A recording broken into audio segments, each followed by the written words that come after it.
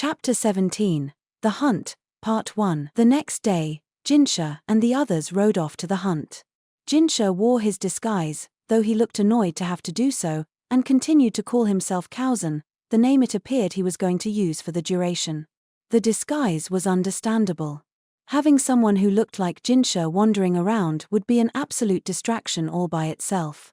This wasn't the palace. Nobody here knew he was a eunuch. With the incident at dinner fresh in her mind, however, Maomao couldn't help wondering what exactly the eunuch was hiding. She chose not to pursue the question. She could only imagine what would have happened had Jinshi mingled freely during mealtime. No wonder he kept the windows shut, so it was that Maomao followed the hunters in a carriage.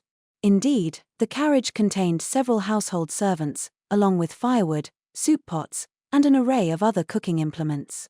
It seemed they intended to cook whatever they caught right on the spot. The carriage rattled its way past the Gaoliang fields for a good half an hour, and then the mountains came into view.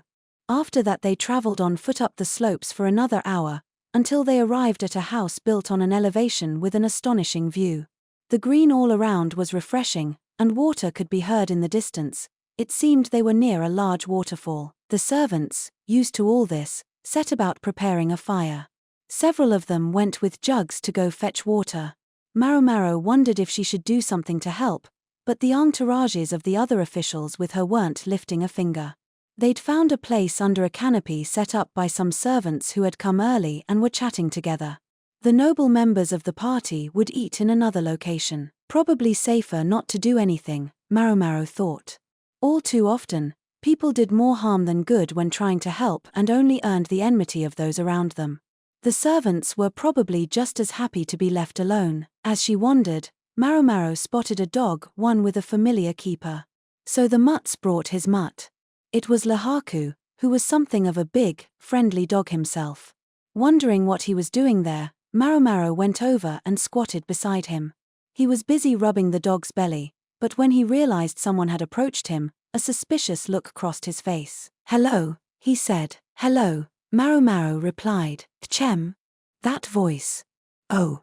He clapped his hands and nodded. "Young lady, it's you. What are you doing here? And looking so much lovelier than usual too. So glad you finally noticed." Between the fact that she had no freckles and that she wasn't wearing her usual outfit, he seemed not to have realized it was her at first. He was a man who knew how to be rude, as ever. "Yeah, but seriously, why are you here?" "I was personally requested to attend." That's really something. One of Lahaku's good qualities was that he didn't think too hard about things. Maomao had spoken to him without really thinking about it herself, but maybe this wasn't the best time to be revealing who your acquaintances were. "You know, it was the same for me," Lahaku said. "Somebody asked for me by name to be part of the guard unit." He sounded somewhat put out about this, though he continued to stroke the dog's belly. The animal wore a collar, and Maomao surmised from the breed that it was a hunting dog. Unfortunately for him, they would be hunting with hawks today. The dog would just have to cool his heels. That must have been why he and Lahaku were here holding down camp instead. You just keep an eye on the dog," they said. Evidently, though he'd been asked for by name, the other bodyguards, themselves proud men all, had effectively ostracized him. Lahaku had been making his way up in the world lately, but the higher you went, the more fierce the resistance became. Lahaku pursed his lips, but not because he was upset. He was making some ridiculous FSSH sound, pushing the breath out of his mouth. He seemed to think he was whistling. "You're very bad at that, sir." "Yeah, thanks." "Pipe down." He gave Maomao a smack on the head, then pulled at a string around his neck, producing a long, narrow tube that looked vaguely like a flute. Having given up on whistling, Lahaku put the cylinder to his lips and blew on it in the dog's direction. The animal jumped up and looked right at him. With a series of long and short blows, he could make the dog sit and stand on command. "He looks very smart." "Sure is. When I need him, I can get him to come running from kilometers away." Then he gave 3 short bursts on the whistle, followed by 4 longer ones. The dog came over and sat in front of him, wagging his tail. "He's so smart, but they want to use that." He looked at the sky.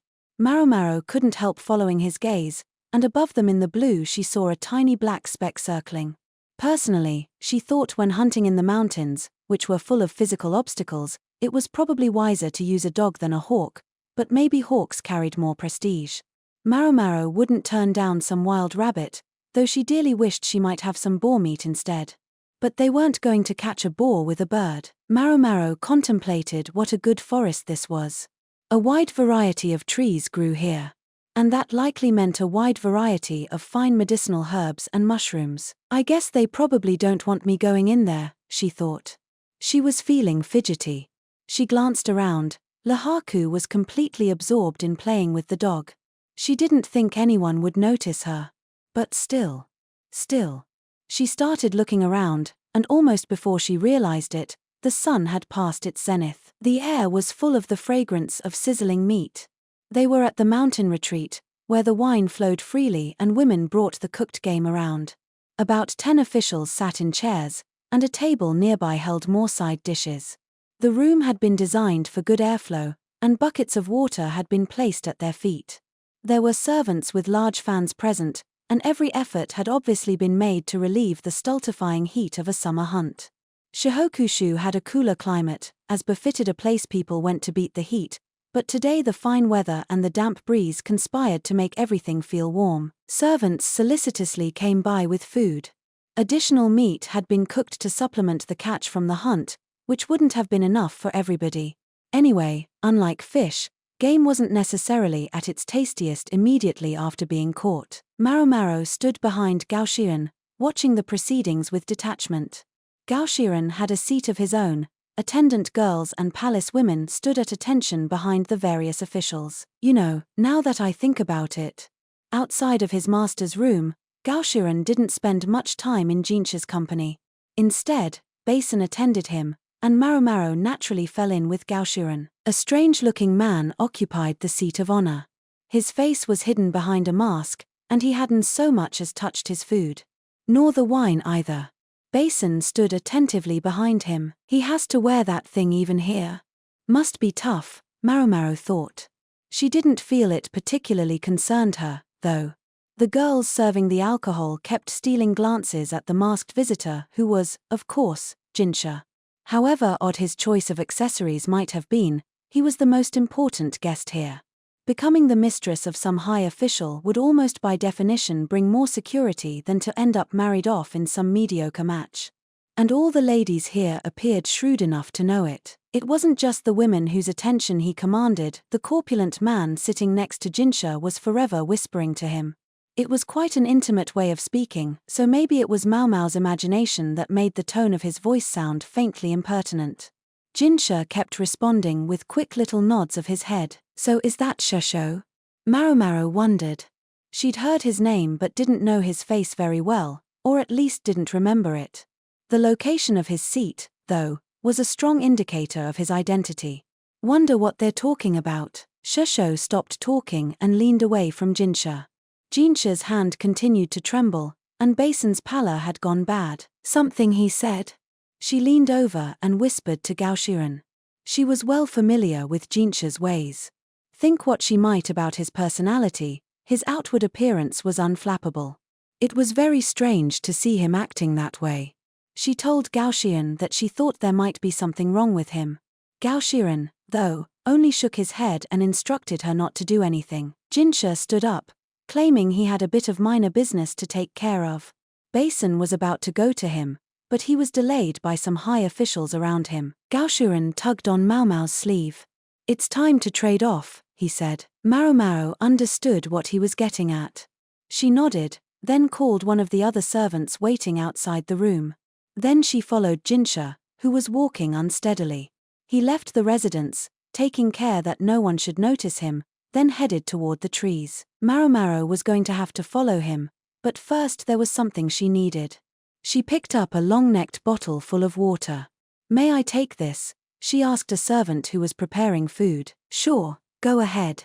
The servant, obviously harried, answered without really looking at her. Maomao used a spoon to add a little something to the water. Then she took it with her toward the woods. Shortly after entering the trees, she spotted a figure leaning against one of the trunks. Master J. She was about to say Jinshi, but clapped a hand over her mouth before the name could get out. She didn't know why, but he was using a pseudonym here. What was it, again? She tried to remember. It's you, a strained voice said from behind the mask before she could call the name to mind. You need to take this off, she said, and made to pry the mask off his face, but Jinshi resisted fiercely. I can't. Of course you can. There's no one here. Wasn't that why he'd come all the way out here? There was nowhere to be alone in the residence. Jinshi had his own quarters, to be sure, but palace women were always there, perpetually ready to meet his every need. But someone might come. This is so damn frustrating. Maomao leaned the wobbly man against her shoulder and began to pull him along. If you're that worried about somebody seeing, then you just need to go somewhere nobody will. Deeper into the woods they went.